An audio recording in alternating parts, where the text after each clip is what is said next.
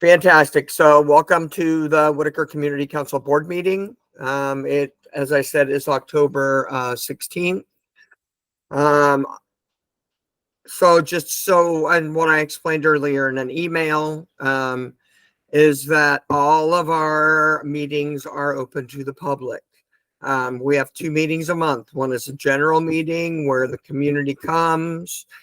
We have tried to do a hybrid meeting up to this point, and we do public comment. We talk about things that are happening in the neighborhood, have guest speakers, and all of that. This right now, the second meeting in the month, which is the 3rd Wednesday of every month, except for December and July. This is an actual board meeting. And in the board meeting, we talk about motions. We bring up board business. We vote on things.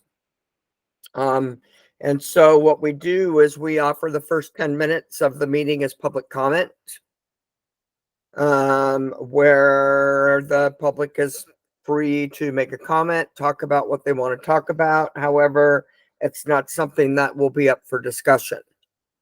After the 10 minutes are up, then everyone is welcome to stay in the meeting. We ask that you mute yourself. And at that point, you can feel free to watch and see what we've done.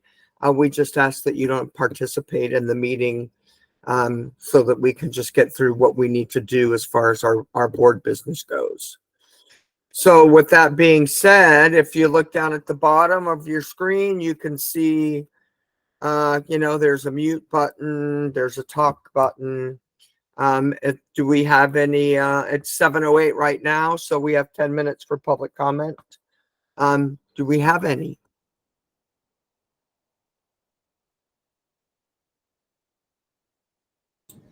I had a question. You said you had 2 monthly meetings. There was one earlier in the month, yeah? Yes. Can I ask what date that was? That was October 9th. And that's open to the public? Yeah, all our meetings are open to the public. And that's in can I have what address that would have been at? I can tell you that we did that online at this same address. We had a hybrid meeting scheduled, and our place that we had it at double booked themselves. And so we took our meeting to have it online, which if you go to our website and check it out, there's posts on there. We have Facebook and Instagram events where it's on there. We actually we weren't notified until the Thursday or the Friday before. I think it was the 4th. And on the 4th, we put out as much as we could, saying that our meeting was now going to be held online. Yeah, I thought I'd seen that. I just wanted to double check and make sure that I was correct. Yeah, you are. That's correct. Perfect. And it's always on there. It's always the 2nd Wednesday and the 3rd Wednesday of the month. All right, perfect. Thank you. You bet. Is that all you want to talk about, Ethan?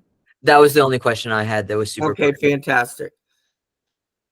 And Tayton, did you have anything you wanted to talk about, or are you just here to observe? Yeah, I had one question. Is it your guys' job or the city's job to update that on the website? On what website? The City of Eugene website.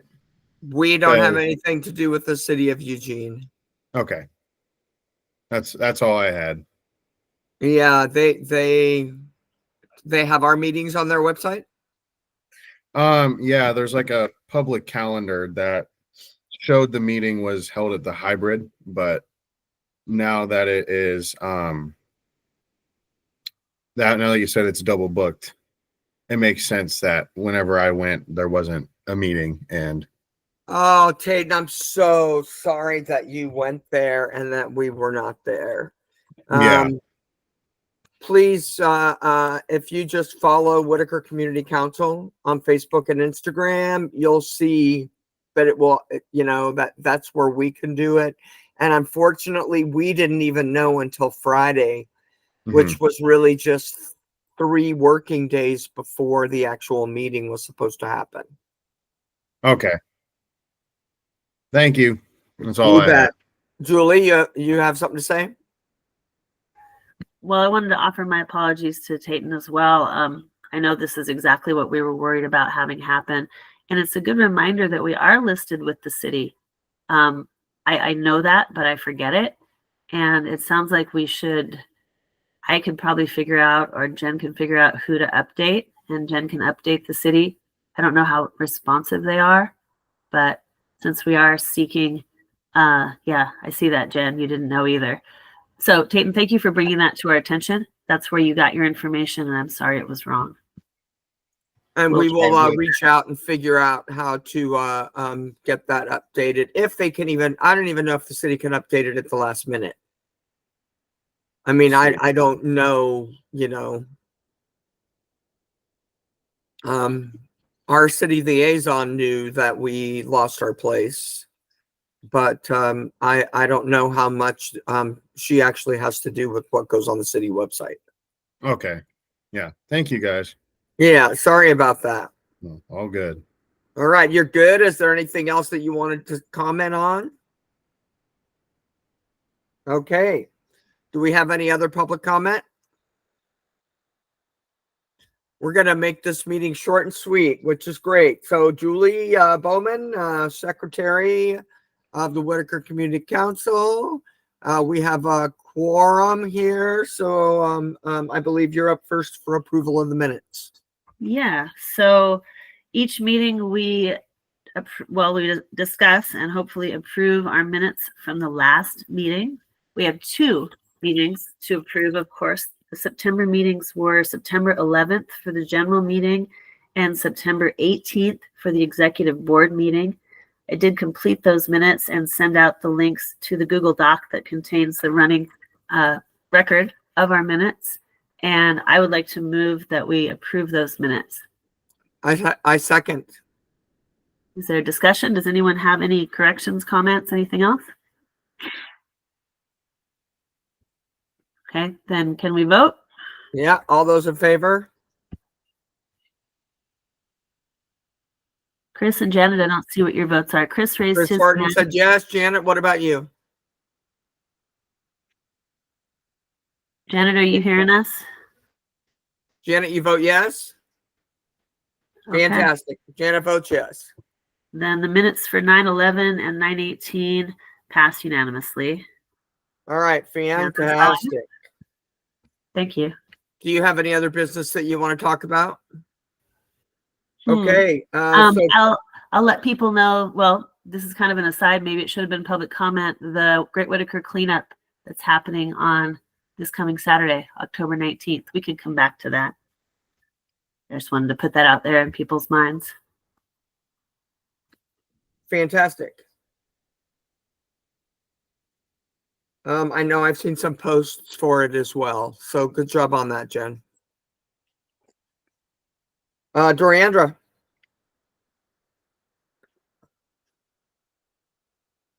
I know Hi, you're having a rough time today. I am. So So, I can help a little bit if you would like for me to. sure, I'm going to go ahead Okay, and get. great. Have you talked to Den?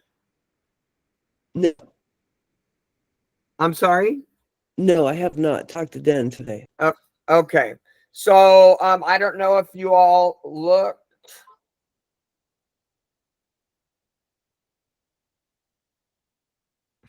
But we did update the code of conduct. And what happened was we sent it to the lawyer. The lawyer said it all looks great and wonderful, except for we do need to add access to our like our profit and loss statement. There's a way to hook it up where we can send it from QuickBooks, and it's going to automatically go in the drive. So it is one of the responsibilities of being an elected board member, since we are a neighborhood association as well as a 501c3 nonprofit, that we are responsible to, keep an eye on the money. to make sure that it's where we say it is and what's happening and all of that. So what's going to happen? Dan, are you here? Yes, I am here. My microphone is on. Oh, okay, great. Nice to see you. Hey, regarding what you were just talking about, responsibility to keep up with the 501c3 status and to file the proper annual reports and stuff, that has always been the responsibility of the treasurer. One of the Well, we treasurer's sent duties. the code of conduct to the lawyer, Yes. and she said the only thing that we need to add in there is that it's going to be a view only, but that each board member should have access to look at the profit and loss, which basically we show it in the meeting. You know, it's Right. no different. But what will happen is that once a month, we're going to take that from QuickBooks, and QuickBooks will automatically just add it in a running total, much like we do with the minutes. You know how you can go through the minutes and see month after month, and that's it. Sure. That's what we're good. That's how it's going to work.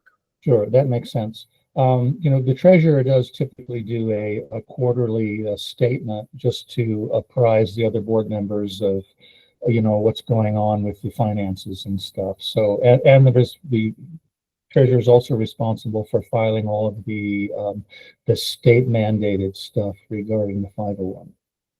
Right. Yeah.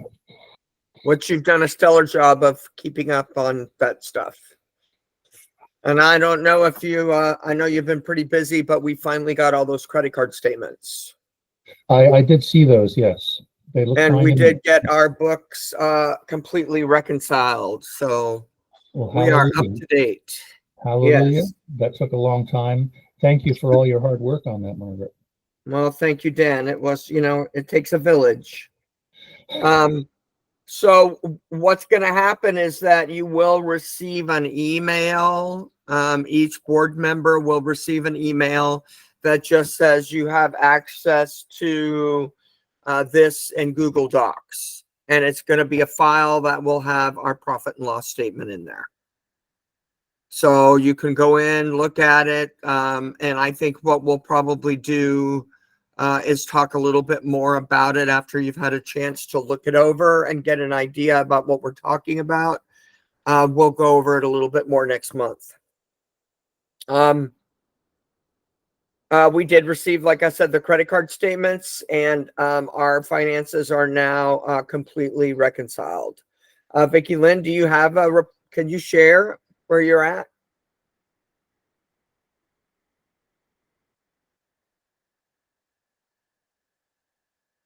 Hello? I was hitting the wrong button. Do you want to see the profit and loss or the balance sheet? Whatever you and Doriandra and Dan worked out for you to show. All right, I'll show the profit and loss. Let me get that shared. Hold on.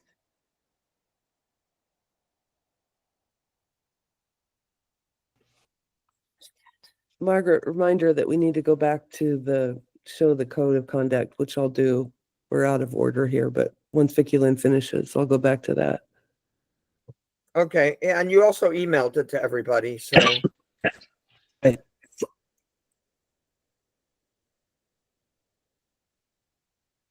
Well, it's not coming up.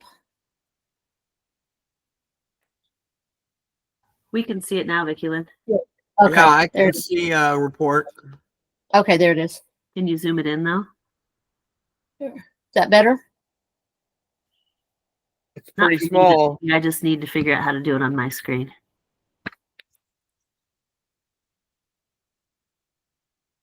I mean, I see it pretty big, but I don't know if you guys do or not. This is for the month of September. I have put last fiscal year in the drive, as well as August and July, August, and September's in the drive. Balance sheet and profit and loss.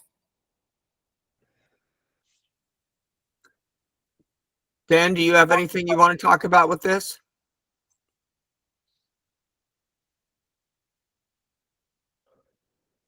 You're muted, Dan. I'm trusting that Doriandra and Vicky Lynn have this wrapped up. They've been keeping Okay. track of it on QuickBooks quite well over time. Right. Me too. I just wanted to make sure I gave you the opportunity. So do you want to talk about this at all, Vicky Lynn, or are you just showing it to us? I'm just basically showing it to you unless you guys have questions. I mean, if anybody has any questions. It shows our income that we've got in for the month and then what our expenses were for the month. So, I mean, there really is, I mean, we're a little bit in the negative right now, but, you know, overall, we're all right. I can just chime in and let folks know too, we are behind in a very large reimbursement payment for the CHIP grant, which is the small bucket gardening grant. And so we did receive news about 2 days ago that a direct deposit is set to come in. So that's going to get us out of the negative. But also it's important to know what we're seeing here is, you know, sum total based on our monthly income. This doesn't reflect the past grant payments that are in place that we're working from currently. So. Correct. Yes. So we do not have a negative balance in the bank, No. just so we everyone don't. knows. I can show you the profit, the balance sheet if you'd like, and it shows you the balances in the bank account. Janet, did you have a question? I do.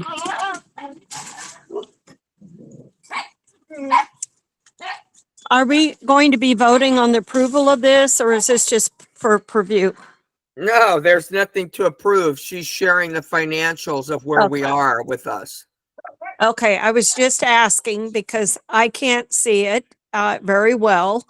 So my next question was going to ask, I'm asking, is if it's just this one-page document, if someone could read it, what it says, because I can't see it. I can't see it very well either, Janet, so you're not alone there. But you will be able to access it in Google Drive. And we are going to set up. We are going to set up some time for sure for you to get together with Jen so she could try to set you up on your laptop. So you that can being do all these said, things. Margaret, is it okay to do a quick overread without any questions? So if there's any questions necessary at this board meeting, they're able to be asked. Here are the bank balances right now that we have in the bank.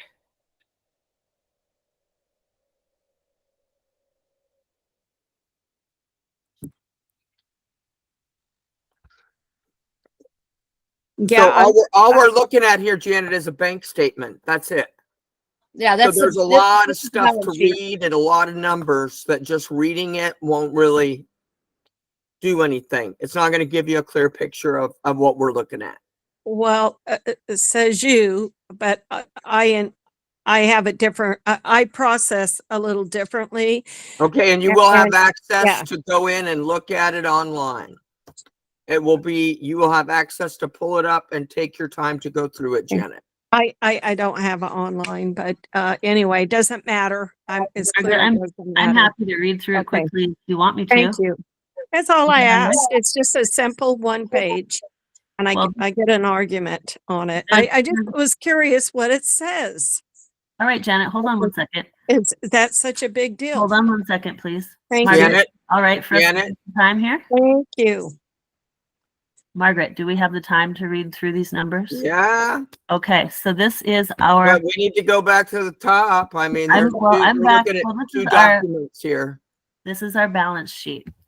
And as of September 30th, 2024, in our bank account, we have a fundraising account with a balance of $106. We have a general funds account balance of $2,245.80. We have a grant funding account with $14,523.05. We have an indirect expense account with $4,565.50.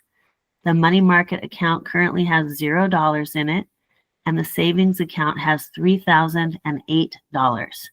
If we add that up, our total bank account all those accounts added together is $24,440.43. Our other uncategorized assets are at 0. We have total current assets of 0.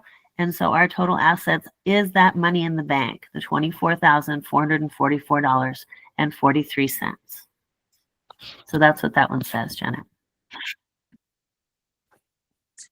Go ahead, Janet. Julie, I thank you. Thank you very much. Thank you, Julie. Okay. Julie, did you have something else to say?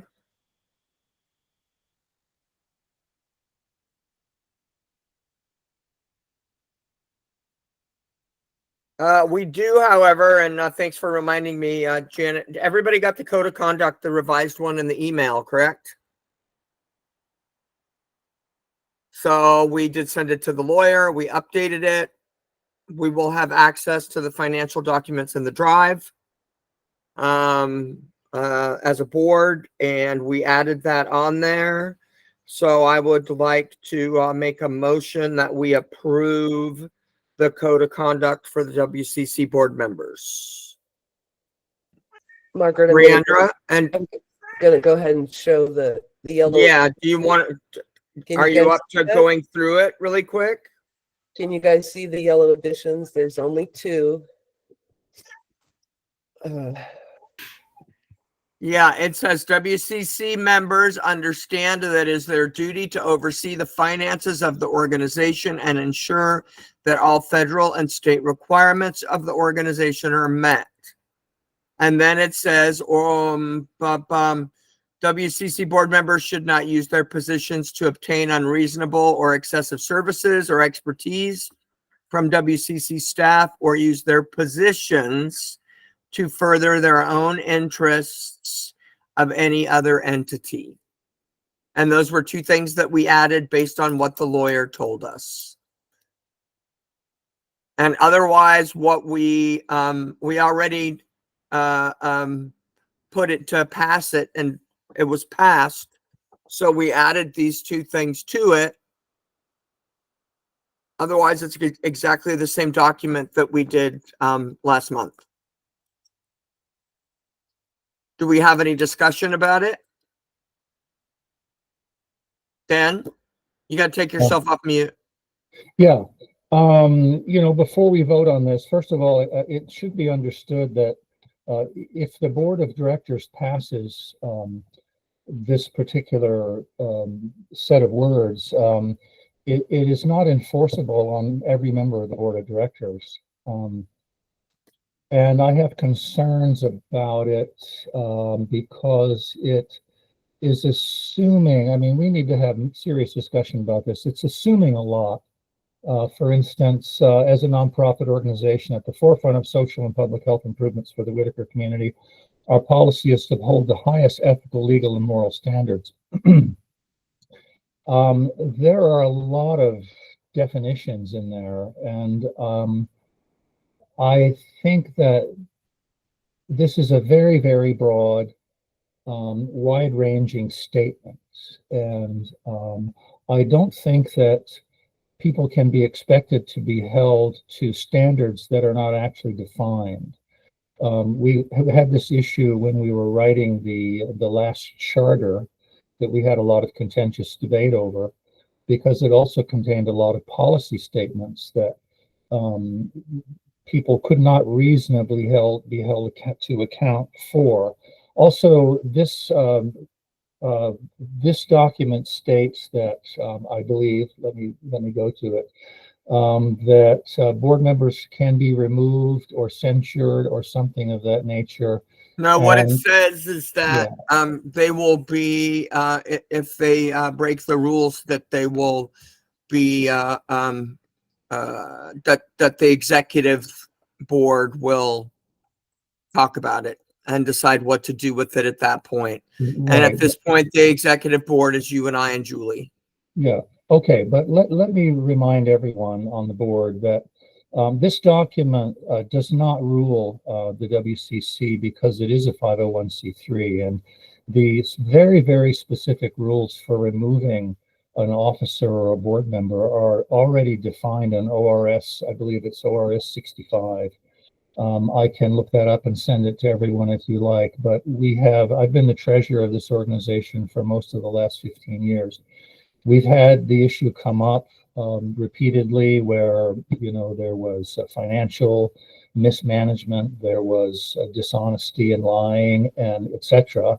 And it turns out, if you ask the Center for Nonprofit Law, who is our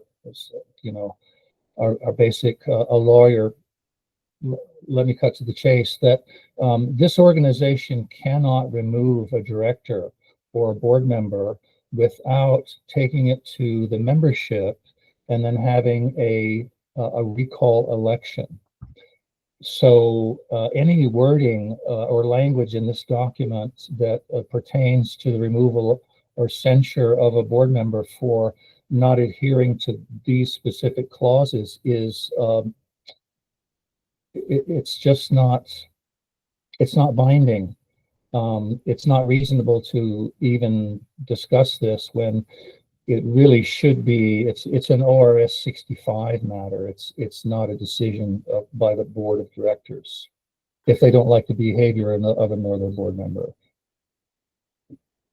Okay. And I'm familiar with what you're talking about. I talked to the city about it just to answer your question, and we sent it to the lawyer, but it sounds like we need to further investigate before we do anything. Julie, I think you had your hand up first. No, Janet had her hand up first. Oh, I'm sorry. I'm done. Janet. Thank you, Julie. I had the same thoughts as Den has just expressed, although I wasn't aware of the ORS 65. Is that the number you used in? And I think when you get heavy and broad with the language that I believe how this reads now, I think it's best to stay within the confines of, as a nonprofit, that there is a mechanism in place to deal with disciplinary issues through Oregon Revised Statute 65. So I concur with what Den just stated. It might be 68. I can send an email to the board. Yeah. And if we could verify that statute. Well, And- we'll reach out to the lawyers, I guess, is what we will probably have to do. And also, Margaret, within that, could the board also be consulted and then reach out to the lawyers to save hourly rates or whatever? So We the board- already have done, we have all that. We've already gone over all of that, Janet. Not the we've- ORS 65 is. No, Den the completed. lawyers, we already have had them come. We already know what their hourly rates are. They're on retainer. We had Sarah come a couple months ago. who Okay, is- can I say something? Yeah, I would like to be acquainted with this statute that has been brought up, and due to the extra wording being placed in this document because I don't feel comfortable approving something as broad, knowing especially that there's Oregon Revised Statute that pretty well addresses that. right. And I think we just addressed that, Janet, by saying that we'll have to table this until we concur with our lawyers as far as what Dan is talking about. But Dan is talking about what we voted on last month.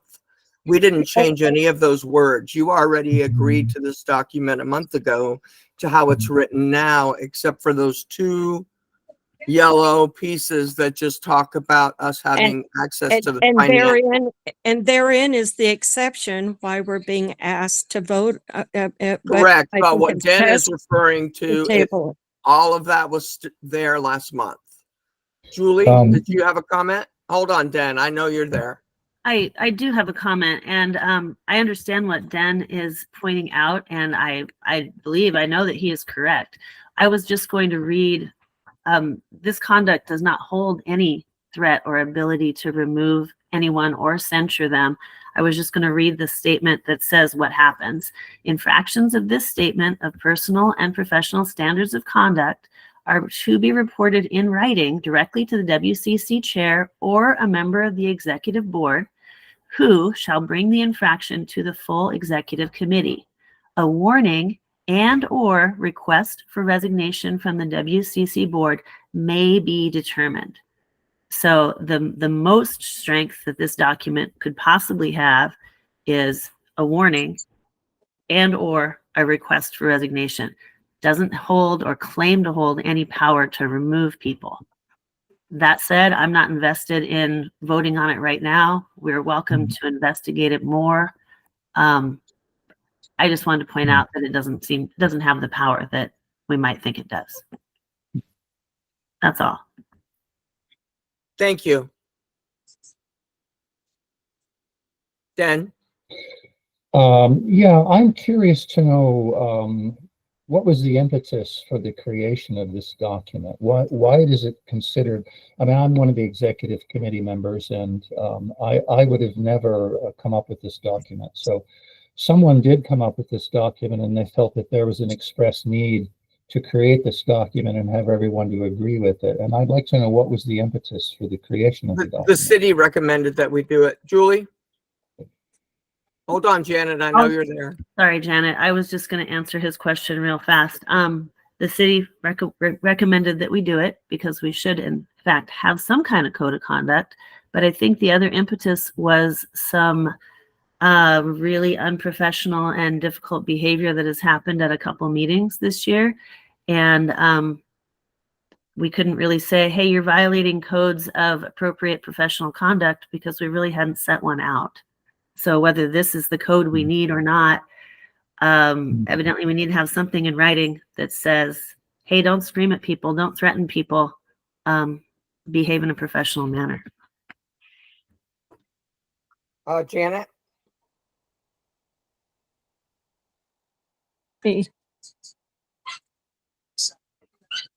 What was stated earlier with regard to the meeting dates, that I believe it was Margaret said, we have nothing to do with the city. Yet here we are in this conversation with Janet, oh, please let me finish, please. Actually, no, I'm going to interrupt you because we need to stay on task, Janet. I am. And what I said is we have nothing to do with what the city puts on their website. Okay. That's what I said. And we don't. We don't. No, we need to stay on task, Janet. I'm sorry. You're censoring me, and I am. And that's my job as the chair. We need to stay on task. And right now we're talking about the code of conduct. Well, I'll write a letter. Okay. But please don't send it to the entire board. I've asked you to stop doing that too, please. People are telling me they're getting too much email. So, code of conduct, are we in agreement that?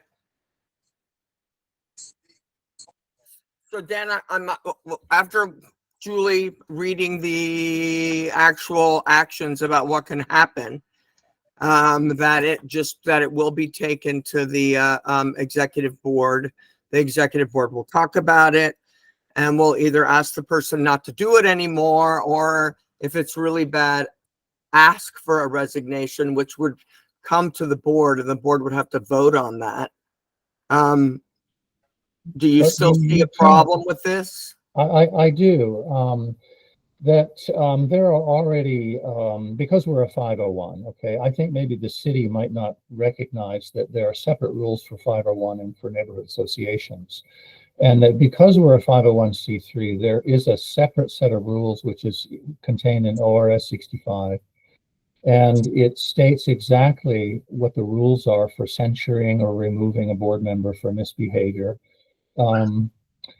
And so I don't really think that this is enforceable, to be honest. So say you had a board member that was shouting and cursing at other board members during a meeting. Okay.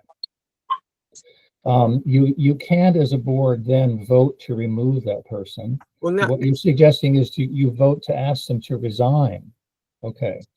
That would happen anyway, whether or not we've signed this agreement or not. So I will tell you that Sarah, Sarah, who you like, Sarah, Sarah, you Sarah, who is the lawyer who went to Oh, yeah. started her own, she Yeah. recommended as well. She's who we sent this to, and she loved the letter, just so you know.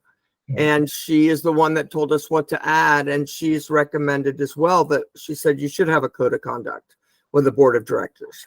So it wasn't just the city. Yeah, you know, let's be clear. There are some lawyers who are very good nonprofit lawyers and others who, well, they just do what their clients want them to do, and just it's all a word game. So I think Sarah, she must be aware that ORS 65 already defines these issues for nonprofits. Now, separately, because we are a neighborhood association, this pertains to our neighborhood association component, and that's what the city would really like us to be, engaged with. But this is not enforceable to a board of directors who are also nonprofit 501c3 board members. Right. I know that we can't say, oh, that you're no longer on the board. Yeah. That it has to go, we have to send out a postcard, and it has to go to a vote. And I mean, I understand all of that. Okay. And that's why it's worded the way that it is at the end. Doriandra? Yeah, I just want to jump in here and remind everybody that when the city recommended we do this, Margaret asked me, and so I began the research with the Center for Nonprofit Oregon, who I work with on our grants and for advisory issues from the nonprofit side of things. Oh, excuse me. And this is a basic template that I pulled from them upon their recommendation, and then Margaret and I crafted through it and made changes applicable or specific to WCC. So this has been written. I created it from that nonprofit space to begin with. So there is that distinction, if that helps everyone in their discussion.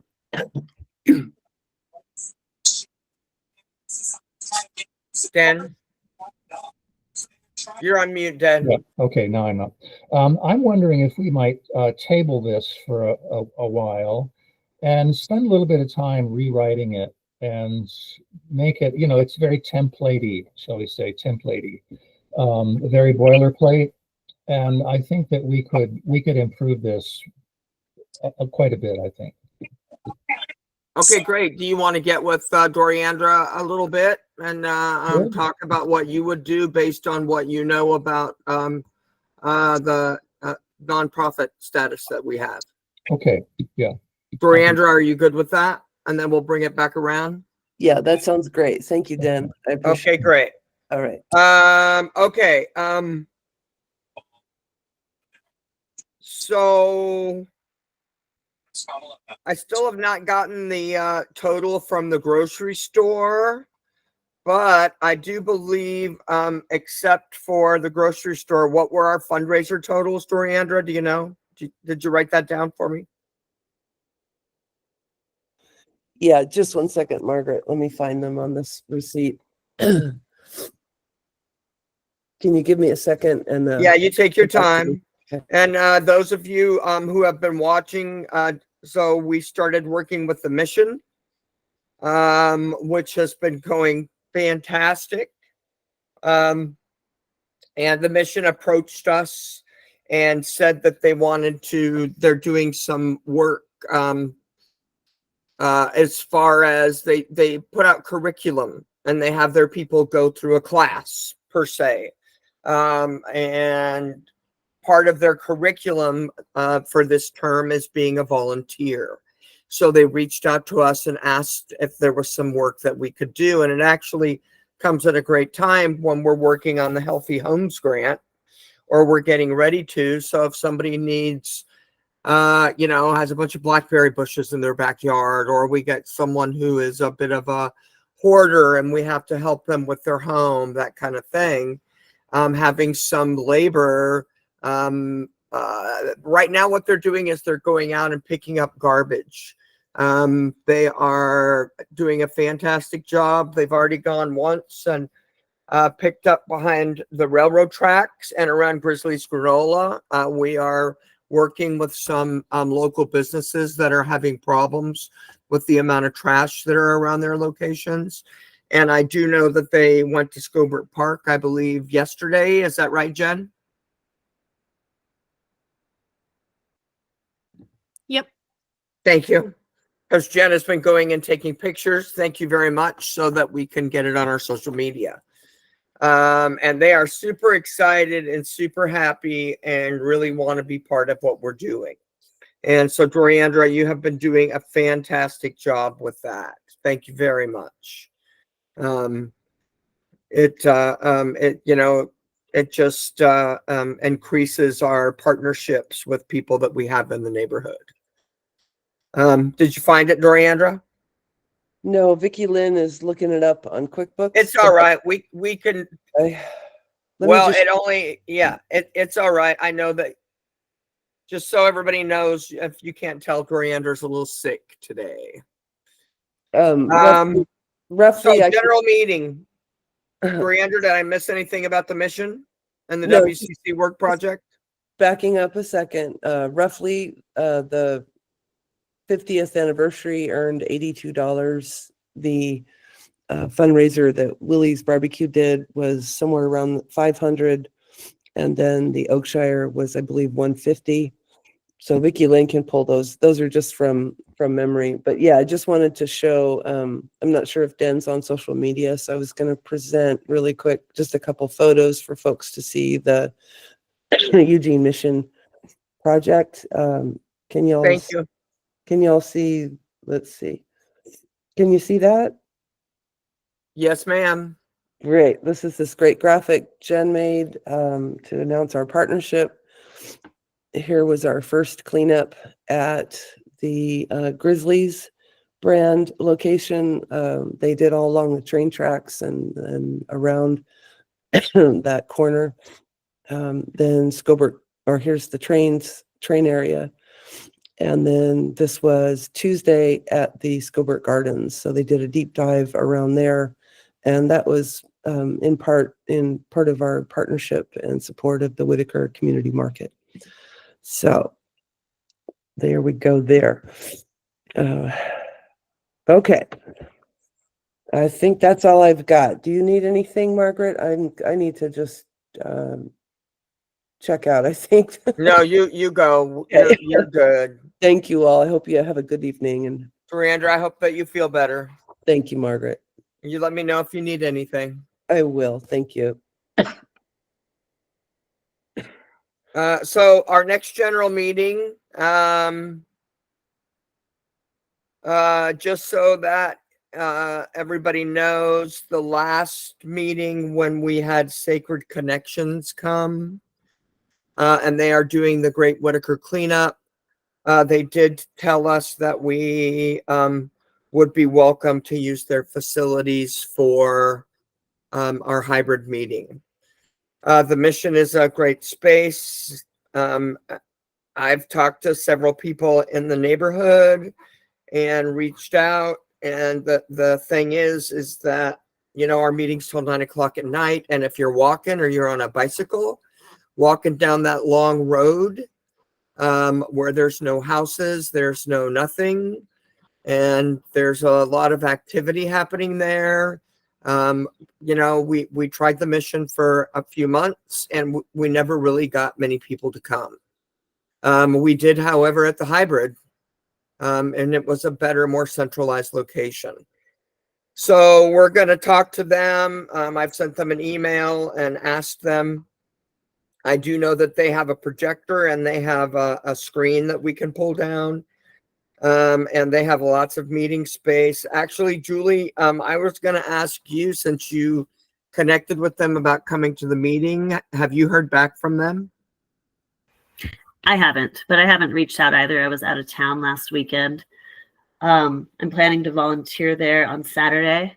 Their event, people are gathering between 11 and 12. The cleanup is from 12 to 3. People are returning back toward the building between 3 and 4, and they're throwing a gratitude barbecue with music starting at 4. I love the location. I don't feel great about it being a church. I don't know if they hold services there.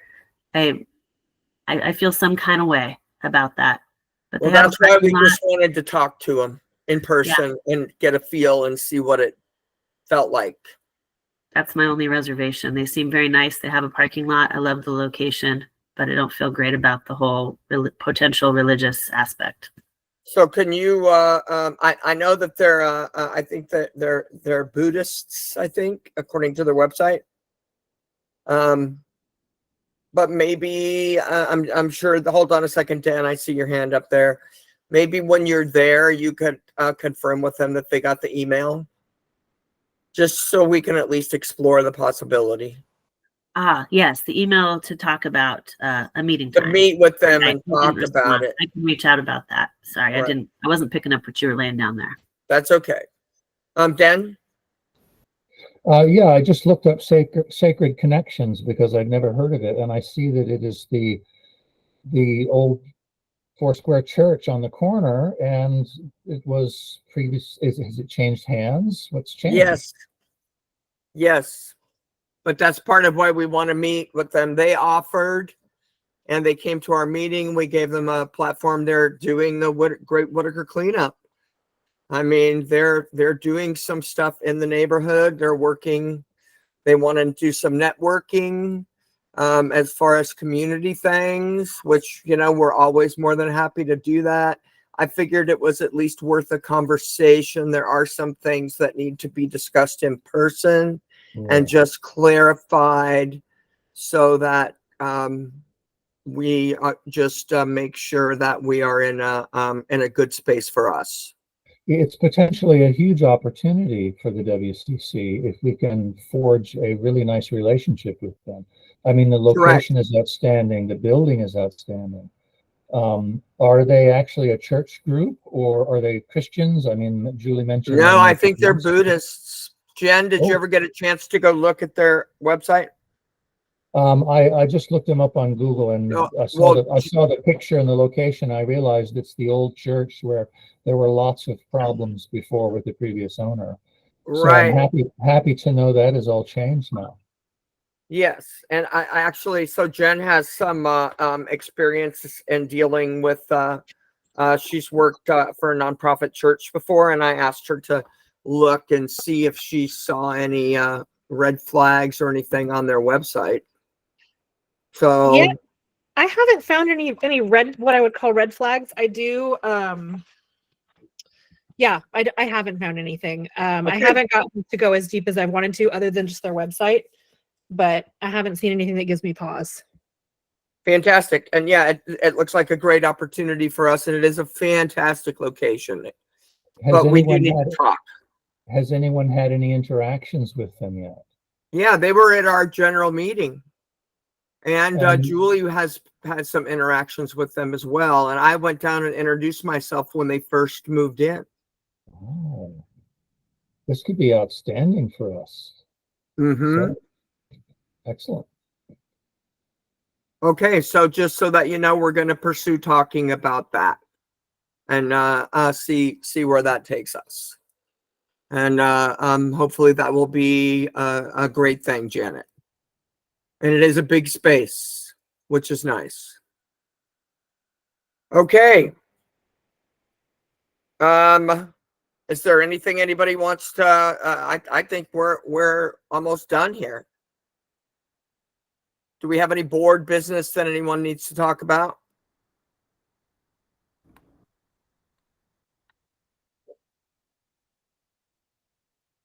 Janet. Yeah, I'm not sure. I'd like to call. I'm new as a board member. I'd like to have a form of mediation or whatever, because I feel some angst between in serving on this board, and I'd like to have it a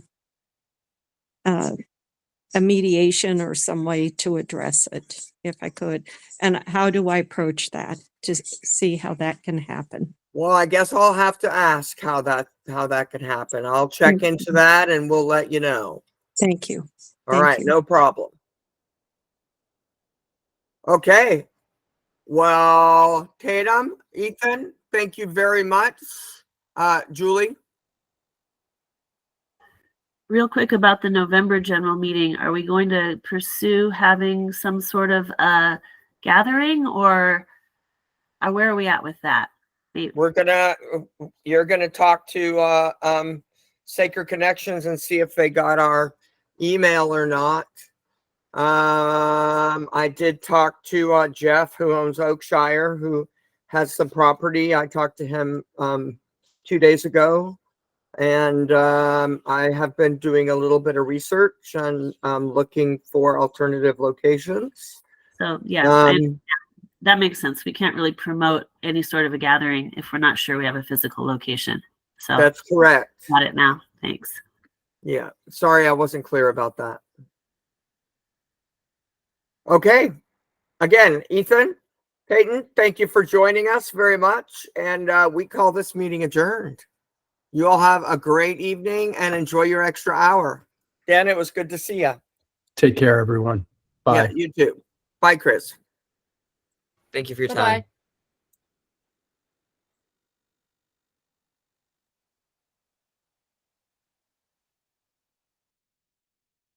time.